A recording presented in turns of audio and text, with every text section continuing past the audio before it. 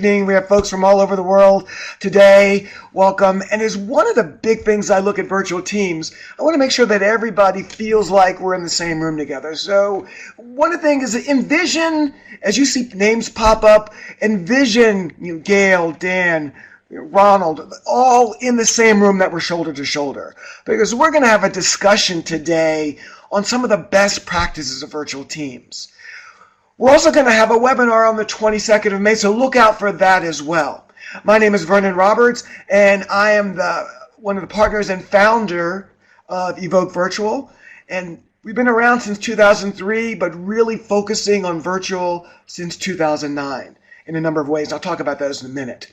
We are doing this webinar today in partnership with TrainingPros.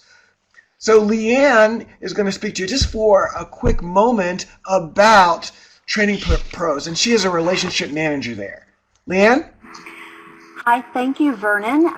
We're really excited here with TrainingPros to partner with Evoke again to bring you this valuable information about virtual teams, because we keep seeing more and more call for people with virtual skills for virtual facilitation, teamwork, and instruction. TrainingPros is just a highly specialized staffing company. We focus on learning and development exclusively. And the things that set us apart is that our relationship managers, like myself, are experts in the field of learning and development. We've worked in it for years. We have a great talent pool of consultants that we work with very frequently. And we have an onboarding for success program that helps our consultants get up to speed very quickly. Okay, next slide.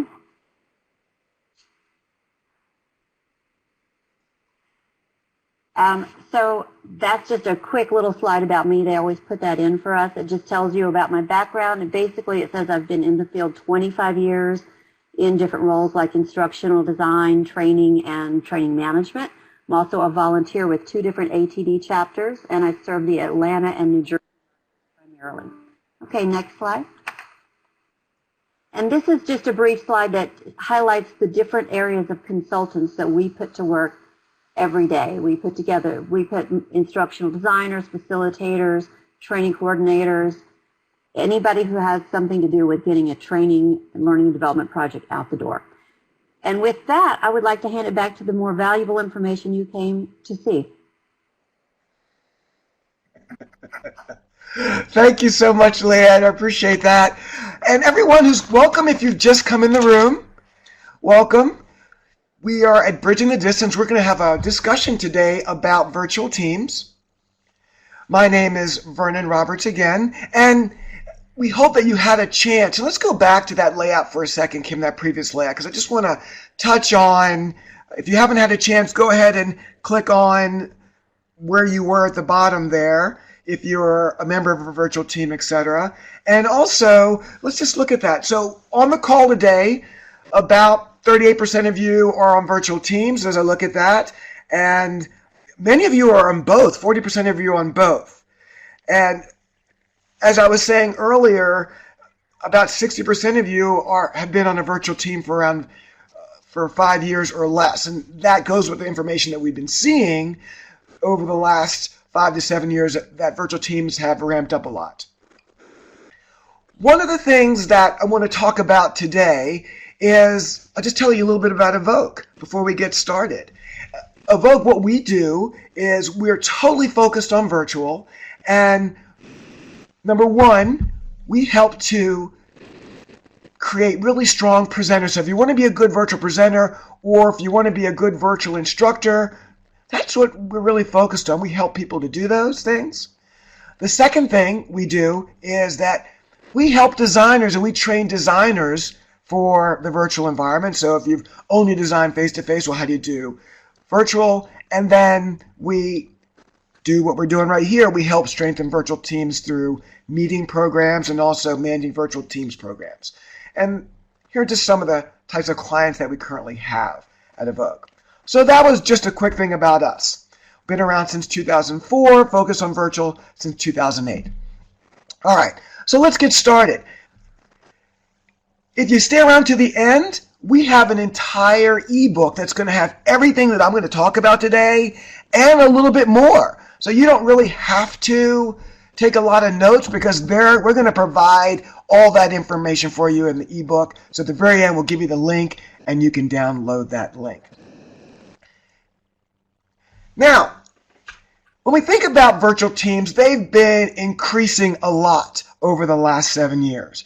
And when we did this program last year, we cited that Gartner had said that by 2015-16, approximately 79% of people would be on virtual teams. But I think that's much higher now. It was 79 last year, and I think that many of us are on virtual teams in one way or another with one of the main functions we have, or maybe other teams, side teams that we may be on that are virtual. And if you're a leader, like this gentleman in front of us, this could, and what we've been noticing a lot is some people say, you know what, I'm just going to do what I've always done, and I should get the same results. But guess what? In a survey of 1,300 people in 80 countries who were either leading or working on virtual teams, what we asked them, what they were asked was about the preparedness of their leaders to manage a global or virtual team. And guess what? 58% of the respondents, and you probably aren't surprised at this, but 58% of the respondents said that their leaders weren't prepared to lead. When asked to rate themselves, 96% of them said they were effective or highly effective. You think that's a disconnect? They said that they were effective or highly effective, but 58% said their managers weren't prepared to lead. So that's just a little troubling. So let's think about that.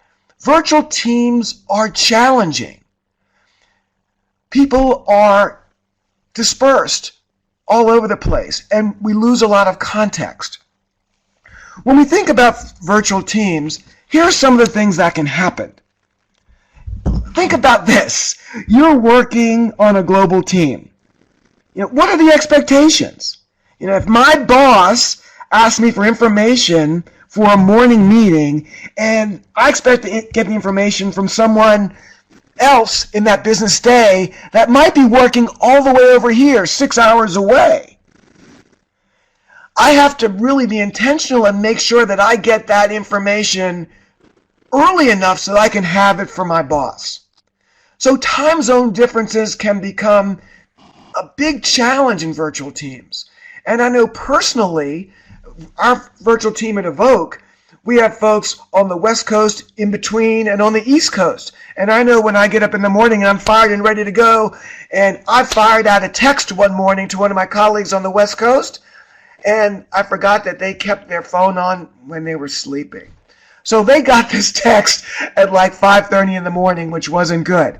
Do me a favor. At the very top of your screen, there's a little man with his hand raised. Raise your hand for me if you agree if time zone challenges can be great on a virtual team. Go ahead and raise that hand for me if you think that. Wow, we're getting a lot of hand raise here.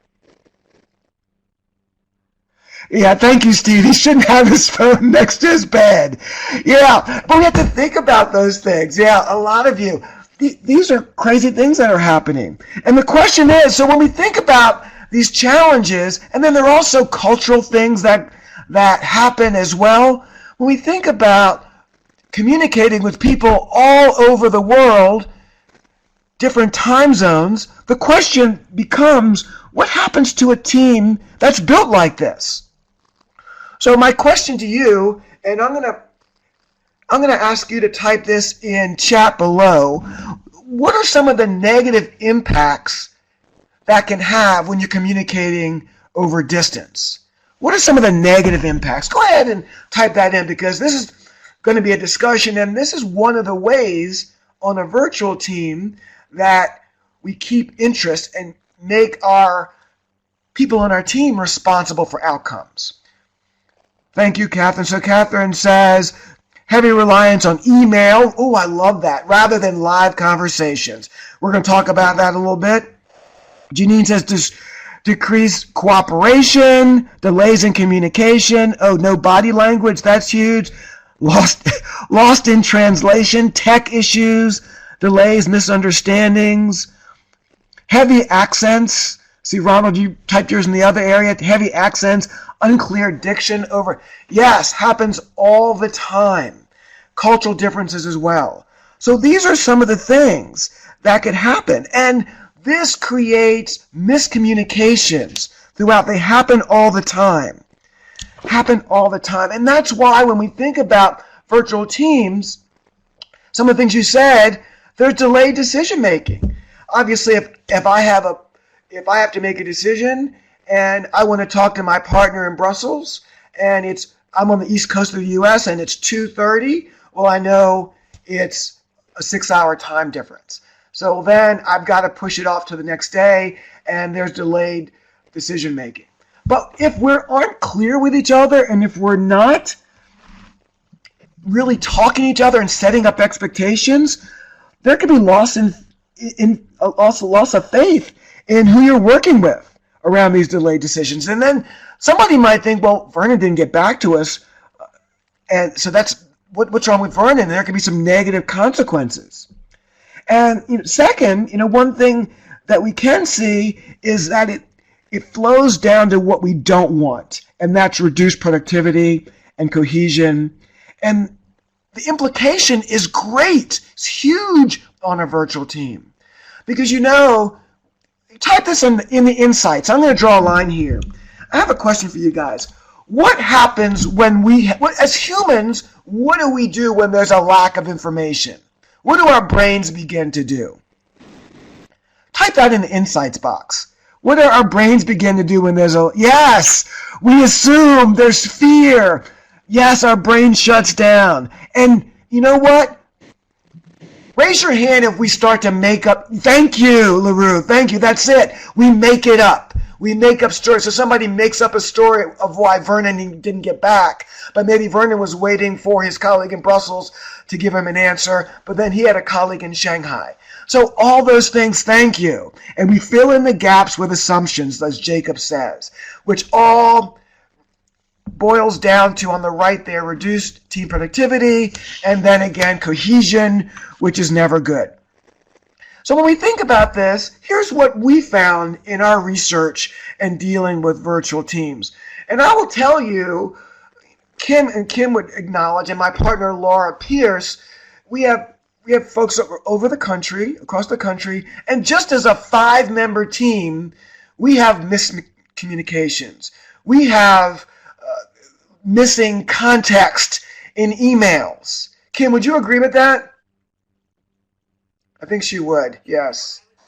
We heavily rely on email and texting, and sometimes things get lost in that translation. Exactly. And so here are the things that we found. People have a feeling of isolation. They miss the big picture. Oops, my boss doesn't know me or really doesn't understand me. Raise your hand if you think that is something that happens a lot on virtual teams. That you feel like your boss doesn't understand you or know you. Yeah, many of you are raising your hands right now. Thank you. Yeah, and then your question is, then can I trust that leader? Wow, thank you for all the hand raises. Can I trust that leader? Do I really understand them? Are they articulating to me what they need on a team? Here's another one. Bad meetings. Again, raise your hand if you've had bad virtual meetings. And in January, we had a webinar around bad virtual meetings, and we're going to have another webinar. We're going to redo that for folks later in the year. But bad virtual meetings are also a consequence of this. So that all boils down to this, which is a total communication nightmare. And things are going left and right, and we're not sure what's happening. So here's the thing. I'd like you to think, how many of you have these same concerns on your virtual teams? You don't have to answer me right here, but how many of you have these same concerns? Because this is really something that's important. And we're going to talk about this today, because when we look at this, we feel like there's 3 things, and you're going to find this in the ebook when you get it. There are 3 things that we're going to focus on that we think will help cure some of these issues. These 3 essentials that, if put together, form building collaboration in virtual teams and really help that team to thrive. The first one is driving the vision. How do you communicate your vision throughout many layers of management on a virtual team? The second one is, how do you build trust on a virtual team? And then finally, we talk about that team cohesion. What do we do to make sure that everybody feels like we're all connected? So, driving the vision. What do we mean by driving the vision? Type in the insights box for me. When I say driving the vision on the team, what does that mean to you? Go ahead and type in the insights box. What does that mean to you? Driving the vision.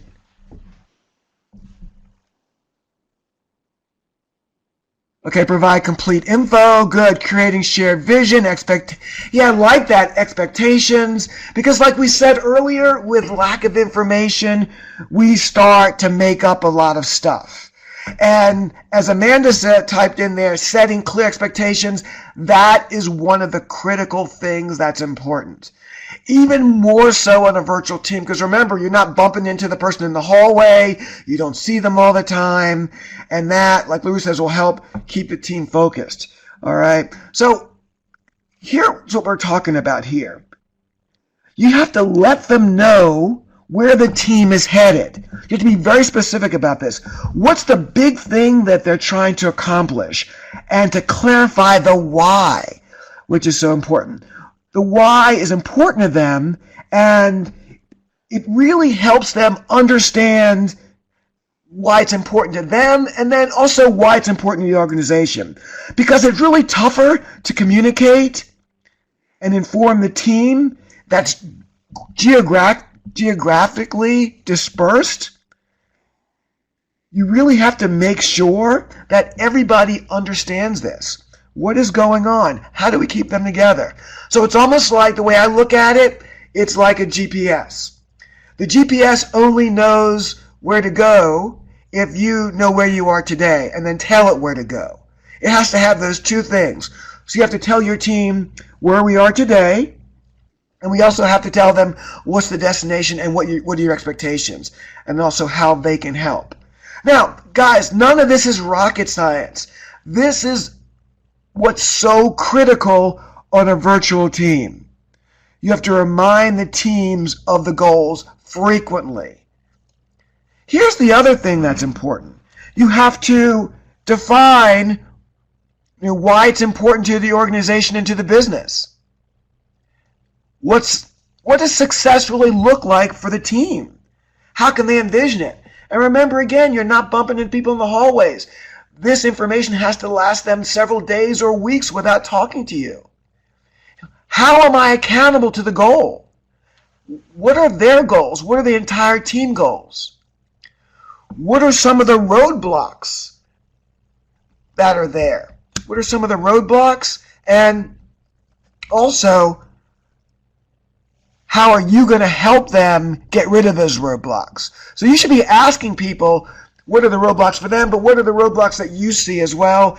And then who else is invested in our outcomes besides us? So when we think about this, these are 5 core questions. And when I go on the road and speak to teams face-to-face, I ask these 5 questions. And sometimes I'm astonished at what I see. So here's what I'm going to ask you.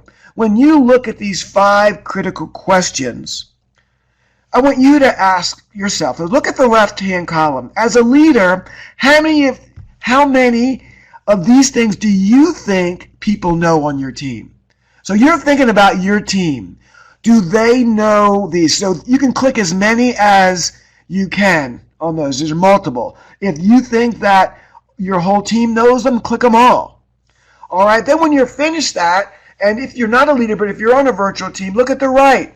As a member of a virtual team, how many of these do you know for your virtual team? So just take a moment and click on those. This is so critical. These are the 5 critical things of the where and the why that establishes connections on teams. So I'm going to be silent for a second and have you just do that.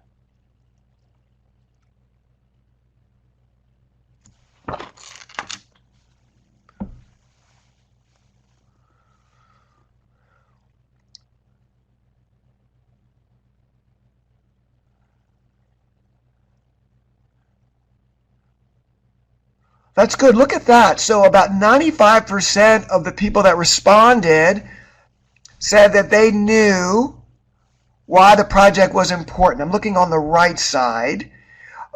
So that looks pretty good here. The weaker things are the roadblocks and who else is invested in the outcomes. That's good to know. Let's look at the left-hand side. What are the roadblocks? 38% is low. Oh, look at that. The third one down. How am I accountable to the goal? Only 57% of you felt like your people knew that. And that's important. And then the bottom two are lower. So none of this really surprises me, but I'm really happy to see that the first two are done, are 80 to 85%. Why is this project important to the business, and what does success look like? And that looks like that corresponds with what's on the right.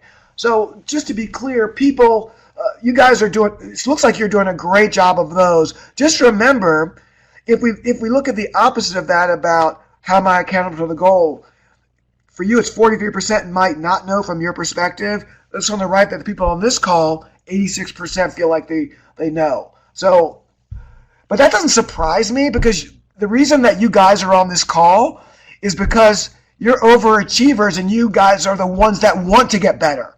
It's the folks that aren't on this call are the ones that we're worried about. One thing I want to step back for a second, and I want to talk about virtual calls in general. I meant to mention this earlier, was earlier I was on video, and then I took myself off video and streaming video. And the reason for that is we believe that you should use video at specific times. So during the opening, and then maybe when you're wrapping it up. But sometimes during a presentation, the video can distract, especially when the bandwidth is off and the person's lips are moving and words are coming out. You know how that is, and that when a movie is dubbed, and that's very distracting. And especially when you have bandwidth, that could happen. So that's why I took it off on this. Now, if I'm on a collaboration call with someone, I'm leaving the video on all the time, and we'll talk about that in a moment. So good job, guys. And you really want to think about it helping other people on your teams that don't have these answers, right? The first thing I want to talk about here is message customization as we talk about the vision. Now, the challenge in virtual teams, we have people at the very top, and this might be you. And then we have people at the bottom, the people that are actually on the line doing a lot of the work.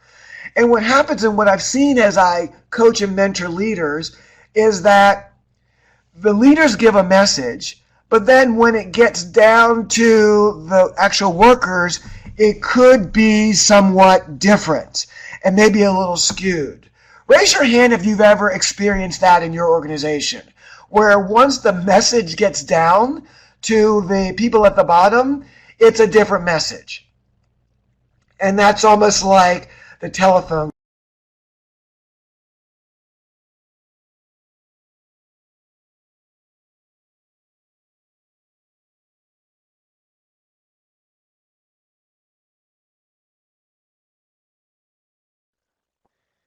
Yes, Vernon, it's like the game of telephone. And go ahead, if everyone can hear me, go ahead and raise your hand. I want to do a sound check to make sure everyone can hear me properly. Good, excellent. So here's the challenge here, is that we have to really make sure that message is customized. The message has to be customized because it goes through all these different layers of management. One of the things we preach is you can't communicate enough. And I totally believe that, but I think there's a caveat.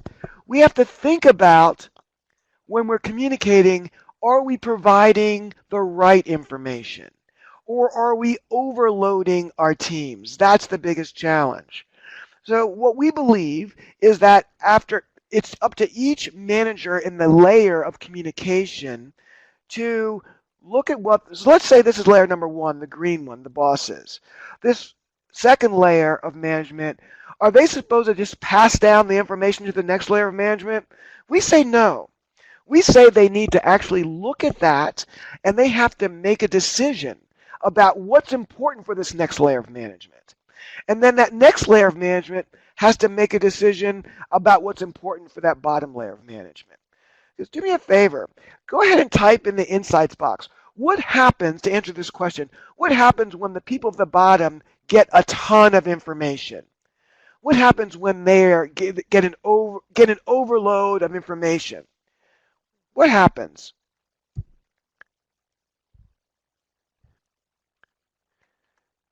Yeah, they ignore much of it. They tune it out. And you've seen those emails, right? And you're like, oh gosh, I can't do that. They get overwhelmed and confused. So that's one thing. Now, it might take you a little bit of time, but it's much better than passing on way too much information. So that's one thing that's really critical as far as getting that message out. Customize the message for every level. So important. That's also part when we look at building trust. Building trust is, can they trust you? And part of that is, many of you raised your hand and said, I don't know my manager. So part of that is getting to know everybody on your team, getting to know how different they are from one another. If we take a look here, you have to motivate your team. Know who's on your team. What's important. If our teams are homogenous, that would be wonderful, but they aren't. And actually, it may not be wonderful because then we don't get a variation of different ideas. So right now, I want you to think about your teams or even your peers that you work with virtually. Who's the cockatoo, right? Who's the snake? Don't laugh. So who are the different people on your team? What motivates them? What are their fears? What are some things that might be in the way for them? That's so important. What are some of their perspectives? All these things are critical for us to understand as far as our teams. Now, when we think about teams, here's the thing I want to talk about with communication. And we said earlier, I said, you can't do the same thing you did as a face-to-face manager because you have to set the context constantly on a virtual team. So this is what I believe is so important, is you have to be intentional on a virtual team. Be intentional. Now I'm going to reach out to you right now. I'm going to put a line in the insights box, and I want you to type in there, when I say be intentional about all your communications, what am I saying there? Be intentional about all your communications.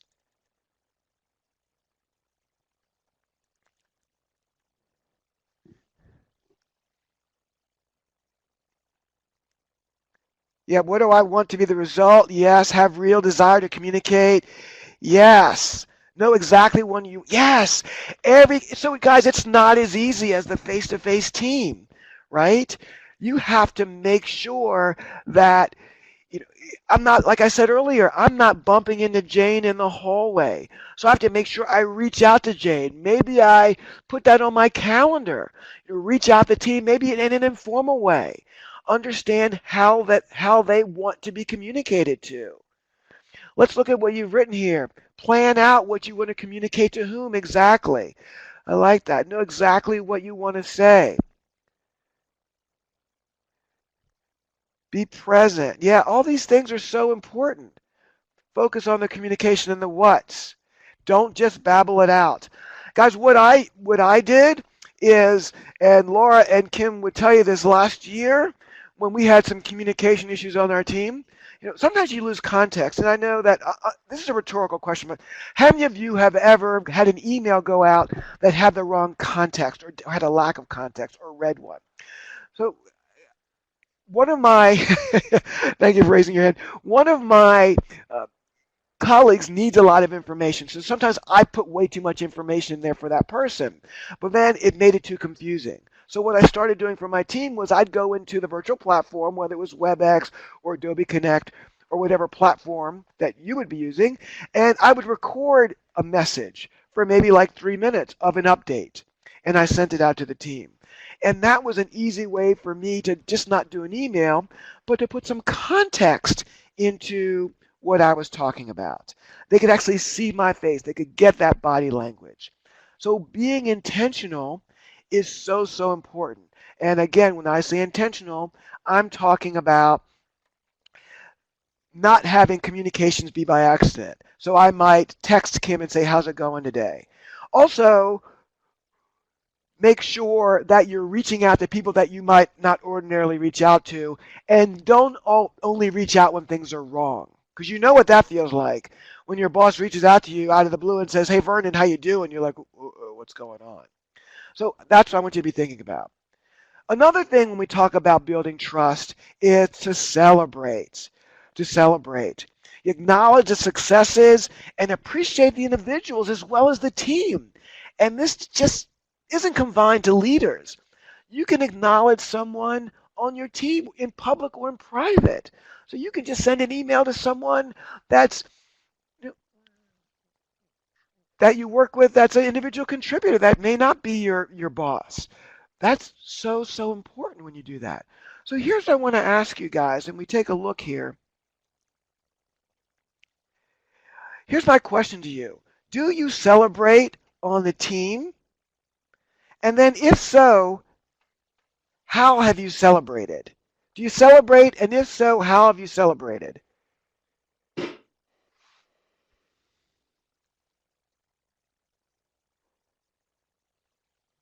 going to give you some time to fill that in.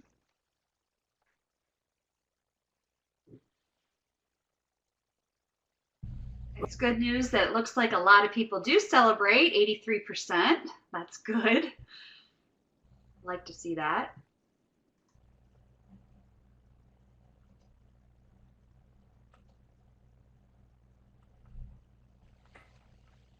Wow, that's right.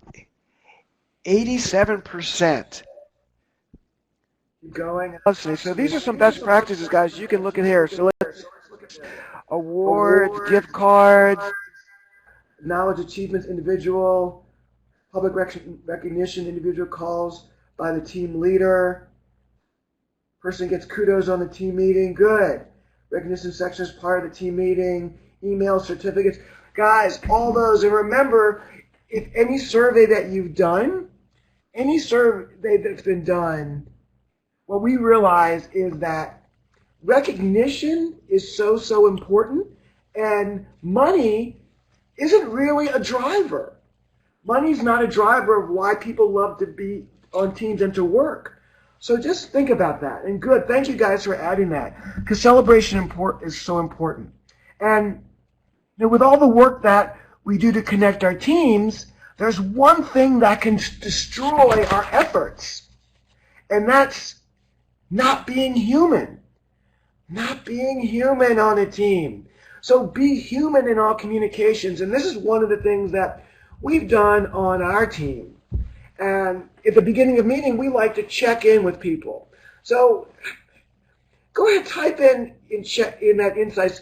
Do you guys check in to see how people are doing, either on his personal, see what's on their mind, in a way to be human? Or raise your hand if you do that. Go ahead and either type it in or raise your hand. Oh, we're done happy hours. Good, I see that. Okay, good. We check in. And checking in is so important. We see a bunch of people typing in here, so I'll give a second. Tom says, yes.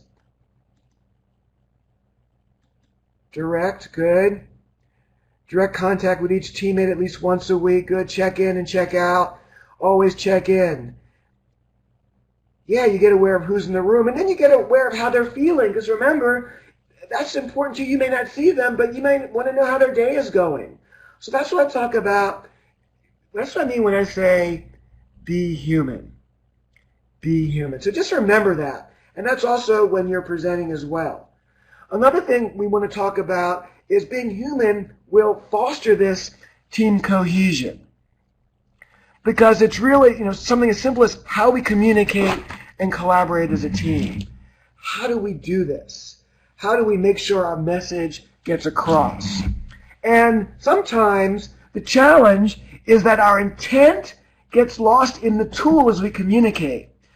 How do we deal with the challenge of how to communicate with so many people, so many choices of how to communicate?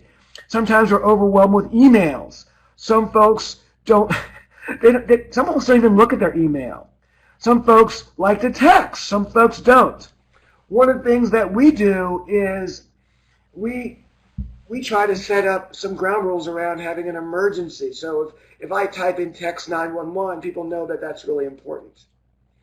So think about that. Think about all the methods that you use to communicate and which ones are the ones that are critical to you. One of the things that's important is when we use emails, we have to be really specific. And I have a quick example here of being really specific. So here's an email that you might send out to a team. All milestone dates will be shortened by 2 weeks. Please reprioritize to make sure that we meet these new dates. All right, so go ahead and type in chat for me really quickly. Type in the insights. Does that tell you anything? What does that tell you as a team member? What does that tell you? There's no context here. It's missing. And if I were to get this, I might feel like, wow, what the heck happened? But as a coach, I've seen many emails like this. Yeah, thank you, Nellie. Not motivating, don't care. I don't know why the milestones are changing. And sometimes people say, well, Vernon, I don't have a lot of time to write this. Well, read this next one and raise your hand if you think this one is better. I'm going to give you a moment just to read that, and then raise your hand if you think this one is better.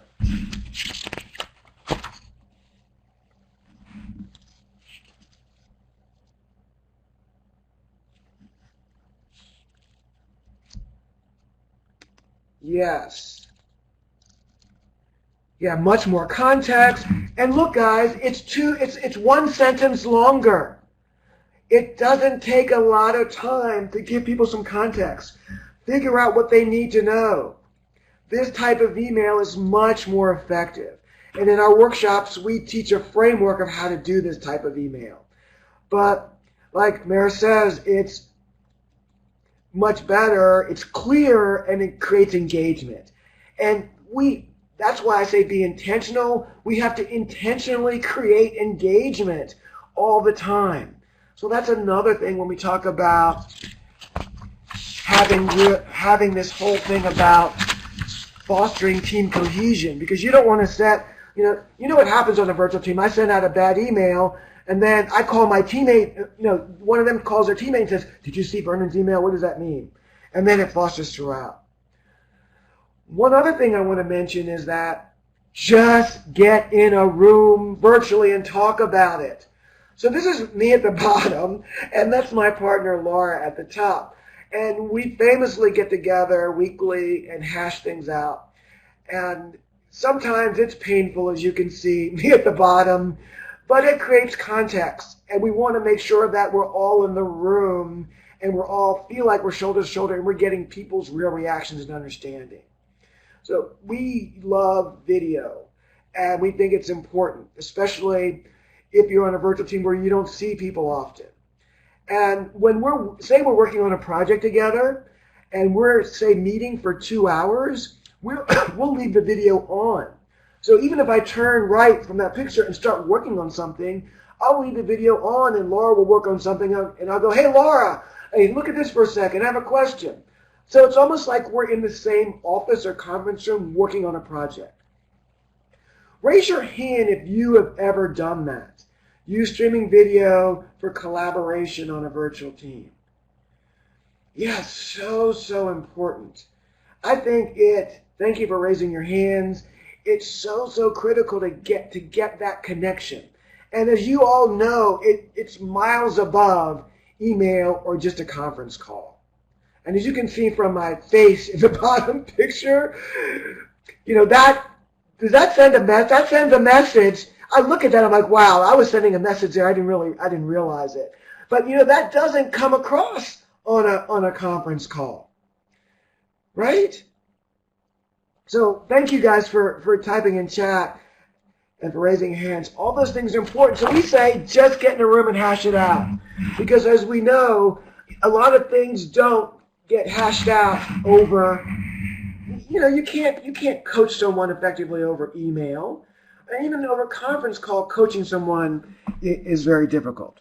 So we believe you need to set a global communications guideline, set a code of conduct. Right? For example, development conversations need to be face-to-face. That has to happen like that. And when I say face-to-face, I mean you could use streaming video. Conflict resolution could also be on a virtual platform, but never in email and never in instant messages, okay? Or always use certain messaging frameworks when you communicate to the team. So like that one I just showed you that you thought was better, use that same framework when I communicate to the team to make sure that I'm providing them with some context. As I mentioned earlier, we agreed on a 911 protocol on our team. And for example, might be, how do you get my attention if you're in a meeting and it's urgent? Well, Laura would just put 911. I might look at the text and go, oh my gosh, that's important. Because you guys know everything is not important. In a virtual team, trust seems to develop more readily at the task level than at the interpersonal level. All right? There are 4 warning signs when we look at this that trust is in low supply on a virtual team. 1, team members do not refer to themselves as we, right? All right. 2, they don't appear to know everybody else on the team very well. 3, they're openly negative. And 4, they don't regard others as credible. So those are just some signs on your virtual team that interpersonally it's breaking down. Again, I'm going to put this up again. You've got to be intentional. You've got to be intentional about communicating and think about all those ways. And in the ebook we're going to send you, it has all those things written out there. When we think about tools, there are a lot of tools to support your communications. You want to make sure that you have communication platforms that support what your goals are. And you'll notice on the right side there I have, I've noticed people are using Zoom more and more now, but the people are still using WebEx. And there are a lot of other tools, and I've added them there. Those tools are all important. And then understanding what the individual tools, engagement tools on each platform are. So if you're using Zoom or if you're using Adobe Connect, do you know what the tools are that engage people in that platform?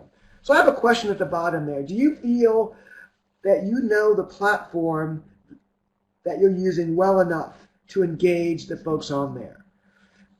I mean, as you see, I've been drawing on my slides from time to time and things like that, or using chat. Are you using those on your teams? So it looks like 80% of you that responded said yes. Let's get some more answers in there. That'd be awesome. But make sure this supports your goals. It's just not about screen sharing, guys, and voice capabilities. A couple of the tools that you might want to think about, they need to have breakout sessions perhaps where you can break into groups and then come back and share your results. You could do polls. You could work simultaneously on documents. Everyone can annotate on the screen, and you can use streaming video. So these are some of the things that are really important that you need to think about when you're using a virtual platform, okay? As we think about, and we're wrapping up today, I want you to make sure you do these things, okay? Number 1, enable your team to articulate the vision. So everyone on your team needs to be able to say what the vision is. Challenge yourself to that. 2, confirm everyone knows what drives their daily activities. So every person needs to know why they're doing what they're doing in all their activities and how that links back to the business. How that makes the business create revenue or be efficient. That's so important. So they have to know what their daily activities and how they contribute to the business. Get to know everyone beyond their role on the team. Have people get a little bit more human. Know what their coworkers' hobbies are. It just helps people trust people. Recognize and celebrate. You guys said you do a lot of that. Have fun. Like I said, agree on protocols. And also learn to use the virtual platform well. Those are important things.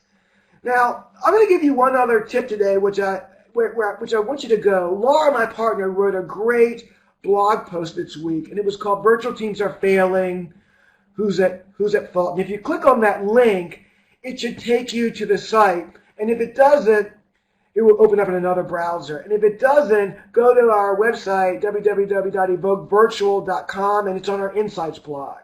But I'll give you the highlight of it. She says, why are teams failing? And there's 5 things she talks about that are in that article that are important. And it's what some of you guys said already. As a leader, don't assume anything. Get to the bottom of it. Ask questions. Have people participate and collaborate. Hear their voices. Manage time zone differences.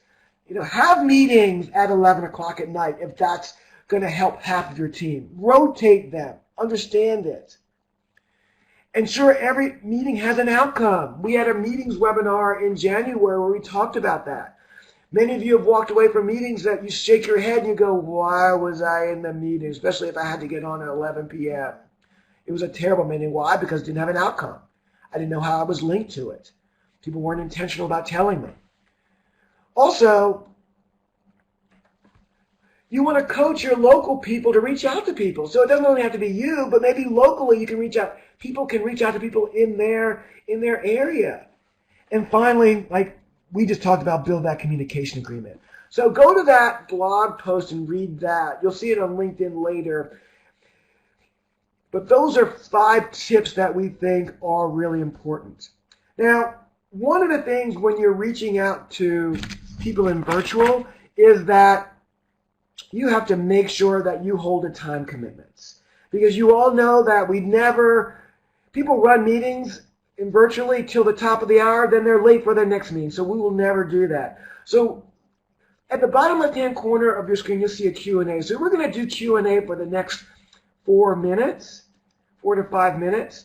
Also, on the bottom, and I'm going to put this layout up here for you, you can download our free ebook. So if you click on that on the right-hand side, you can download it now. Also, we have a good offer here for you, for everybody on this call today. We have a workshop called Virtual Confidence. It's a 2-hour workshop.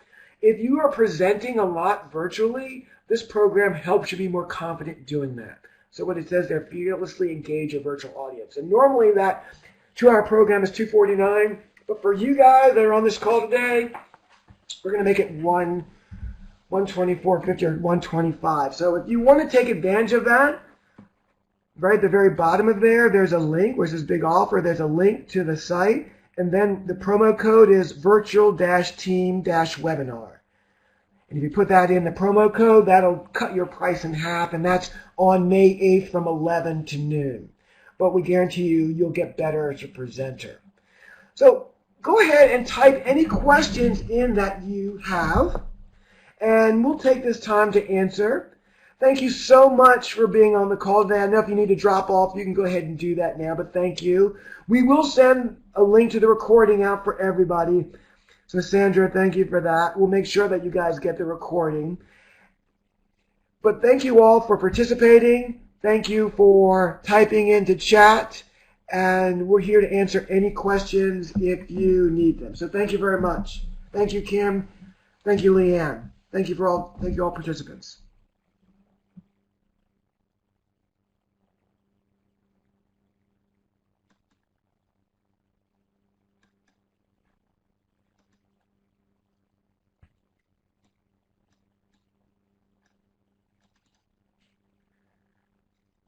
Okay, we have a couple questions here. Kim, do you want to read those questions out? Sure. I've got a question from Tom, and we're using Adobe Connect today, and he's asking, do we find that this is the best tool for virtual conferences? Good question. Yeah, I love Adobe. I look at Adobe Connect as the Cadillac for virtual meetings like this, or teaching virtually. I think it's an excellent, one of the top products. If you're just collaborating on a virtual team, I think any of the other ones are good, such as Zoom or GoToMeeting. Would be okay if you're just, or we use Skype. We don't use, not Skype for business, we use regular Skype on our team just to chat. But if you're having a formal meeting with a lot of participants, that maybe clients or internally, that's more formal, Adobe Connect is one of the best.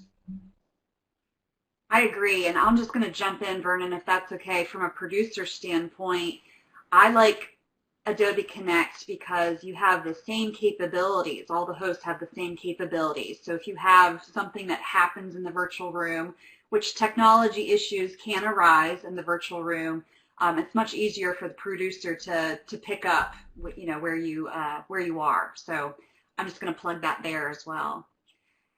And we have another question from Sunny, another tool question. So Sunny is asking, when using a tool such as Link for instant messaging and people ping when on busy and they're expecting an immediate result, is that a good item to address in a communication agreement within the team?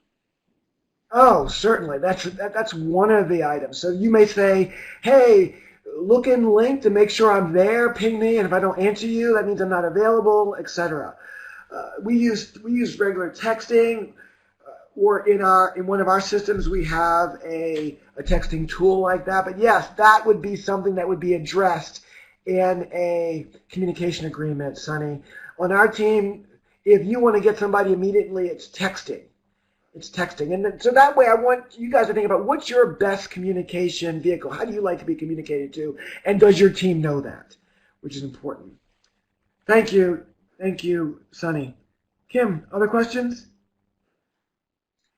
I see a question from Janine about Adobe Connect. And so Janine, I might ask you in Insights if you can just clarify your question. You're asking any kind of training for Adobe Connect. If you're asking if there's Adobe Connect, oh, okay, she's saying she's just agreeing that she loves Adobe Connect. Okay, good. So we have an Adobe Connect fan, yes. And I've used a couple of the other ones that we had mentioned.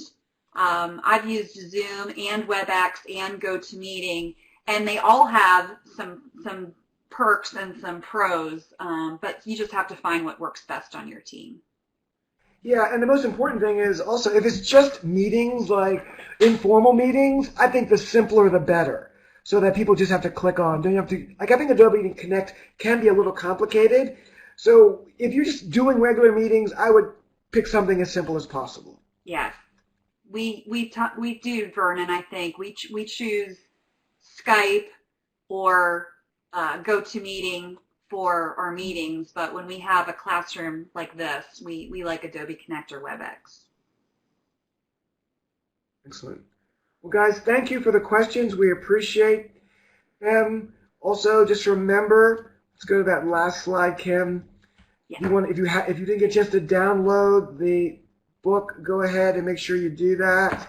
Also, if you want to take advantage of our presentation course, you can do that as well. Look out for our upcoming webinar to be determined on May 22nd. It might be a meetings webinar, but we're going to confirm that soon. Thank you so much for attending. Thanks for everyone. And we'll be here for questions, but otherwise you can sign off now and get to your next meeting. You got 2 minutes to get there. Thanks a lot.